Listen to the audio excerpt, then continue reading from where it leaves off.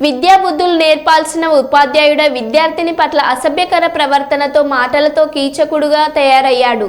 ఇల్లందు పట్టణంలోని గిరిజన బాలికల ఆశ్రమ పాఠశాలలో కొన్ని రోజులుగా 9వ తరగతి విద్యార్థిని వేధిస్తున్న ఉపాధ్యాయుడు రామ్దాస్ ఖమ్మం జిల్లా కారపల్లె మండలానికి చెందిన విద్యార్థిని కుటుంబ సభ్యులకు విషయం తెలపడంతో విద్యార్థిని కుటుంబ సభ్యులు పాఠశాలకు చేరుకొని ఉపాధ్యాయుడు రామ్దాస్కు దేహశుద్ధి చేయడంతో పరిస్థితి ఉద్రిక్తంగా మారింది. విషయం తెలుసుకొని అక్కడికి చేరుకున్న పోలీసులు ఉపాధ్యాయుని అదుపులో తీసుకొని విచారిస్తున్నారు.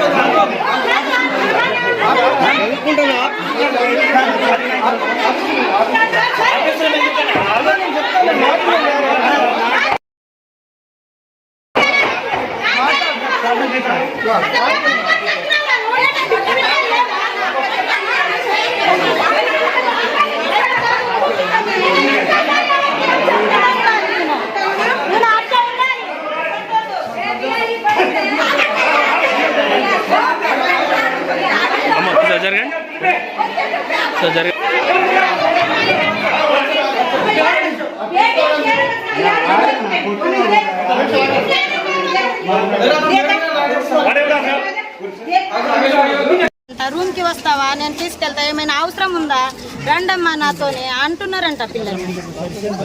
సార్ పేరు రామ్దాస్ సార్, లంబడా ఆయన పిల్లలు చెప్పారు సార్. పొద్దున్న ఫోన్ చేస్తే మేము వచ్చినాం. ఇక్కడ వచ్చేసరికి ఇట్లా పిల్లలు అందరూ ఏడుస్తున్నారు. 9th క్లాస్ పిల్లలు దారుణంగా ఏడుస్తున్నారు. అయితే ఈ రూమ్ మొత్తం వెతికితే దొరకడం లేదు. అయితే పైన ఉన్నాడు, అమ్మ నీకు దండం పెడతా అంటున్నాడు. ఎవరికి దండం పెట్టేదని నేనే గుంజుకొచ్చిన బయటికి. ఇప్పుడు పోలీస్కి అప్పో చెప్పిన. 9th క్లాస్ సార్, మా అమ్మాయి ఒక్కదానే అని కాదు సార్, మొత్తం 9th క్లాస్ మొత్తం పిల్లల్ని అట్లాగే చెప్తున్నాడంట. మేము వచ్చేసరికి పిల్లలు బాగా ఏడుస్తున్నారు. అట్లా చేయొచ్చా? ఆయన కూడా పిల్లలు ఉన్నారు కదా. అయితే సార్ ఈయన చేసి అంత ముందు మా పిల్లలు పంపి వెళ్ళినప్పుడు మీ పిల్లలు అది ఇప్పుడు దాకా మీ నంబర్ అయినా, ఒకసారి నంబర్ అయినా, మేడం నంబర్ అయినా ఉందా మా దగ్గర?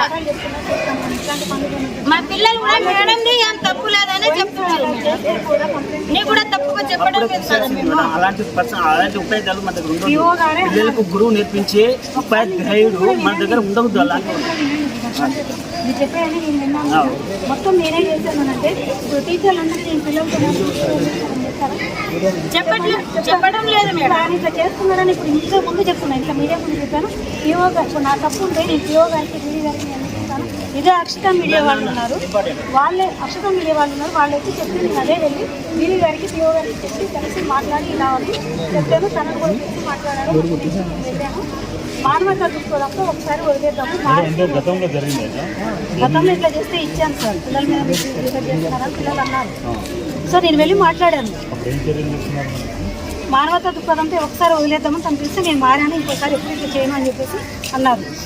అంటే సరే అని చెప్పేసి మేడం గారు కూడా ఒకసారి వదిలేటారు. నేను పిఓ గారు అదే పోయిన పిఓ గారు ఉన్నారు, డీడీ మేడం డీడీ మేడం ఉన్నారు, ఒకసారి వదిలేద్దామమ్మా అని చెప్పేసి అన్నారు. సార్ ఈరోజు నిన్న పేరెంట్స్ వచ్చారు సార్. ఇతని పిల్లల మీద ఏంటి మాట్లాడడము కొద్దిగా ఇట్లా చేస్తున్నారండి. నాకు పిల్లలు అసలు ఏమీ చెప్పలేదు, ఎందుకంటే నేను ఇక్కడే ఉంటాను. మొన్న పేరెంట్స్ వచ్చి ఇలా చెప్తుంటే నేను అన్నాను, కాదమ్మా నేను ఇక్కడే ఉంటాను, 24 గంటలు ఇక్కడే ఉంటాను, కనీసం సార్ ఇలా చేస్తున్నాడని నాకు ఎందుకు చెప్పలేదు. నేను కూర్చొని కూడా అక్కడే కూర్చొని పిల్లలు మొత్తం అబ్జర్వ్ చేసుకుంటూ ఉంటాను. కానీ అతను క్లాస్ రూమ్ వచ్చారు సార్, స్టాఫ్ అంతా వచ్చారు. పోయినసారి కూడా సేమ్ ఇదే ఎలా జరుగుతుందో ఇలానే గొడవైంది. గొడవైతేమో నేను మళ్ళీ డీడీ గారు ఏటీడో గారు నేను మేడం గారికి కంప్లైంట్ ఇచ్చాను. పిల్లలు చేస్తున్నారు మేడం, పిల్లలు ఇలా ఇస్తున్నారు, సో మీకు కంప్లైంట్ ఇస్తున్నానని చెప్పాను. తన ఏంటి మారలేదు సార్. తర్వాత నేను అదే లేదు, నాకు మీడియా వాళ్ళందరూ వచ్చేసి ఇట్లా తను ఇలా చేస్తున్నారంటే మీరు ఏం పట్టించుకోవట్లేదు, ఏం చేయట్లేదు, నేను ఆఫీసర్గా చెప్పలేదు అన్నారు. సార్ నేను ఆల్రెడీ మేడం గారికి చెప్పాను అని అంటే వాళ్ళు ఏంటంటే నేనే ఏం చేసుకుంటున్నాను అన్నట్టు మాట్లాడారు. అలాంటిది ఏం లేదండి, ఇప్పుడు నేనే మీ ముందు వెళ్ళి నేను డీడీ గారికి వెళ్ళి పిఓ గారికి వెళ్ళి మాట్లాడతానని చెప్పేసి ఇప్పుడు గేట్ దగ్గరికి వెళ్ళి అన్ని అలానే భద్రాచలం వెళ్ళాను. వెళ్ళి డీడీ గారితో కలిసాను, మాట్లాడాను, పిఓ గారితో కలిసాను, మాట్లాడాను. సరే పిఓ గారు ఏమన్నారంటే సరే ఇక్కడ ఏంటి ఎక్కడ నుండి వచ్చారంటే చెప్పాను ఇక్కడ వచ్చారని. సరే చూద్దామన్నారు, మాట్లాడారు, తను పిలిచాలి మాట్లాడారు. మేడం గారు ఏమన్నారంటే సరే ఇప్పుడు మాట్లాడాలి కదా, సో మనం ఇలా ఇదే ఫస్ట్ టైం కాబట్టి మానవతా దృక్పథంతో వదిలేద్దాం, ఇంకొకసారి ఇట్లా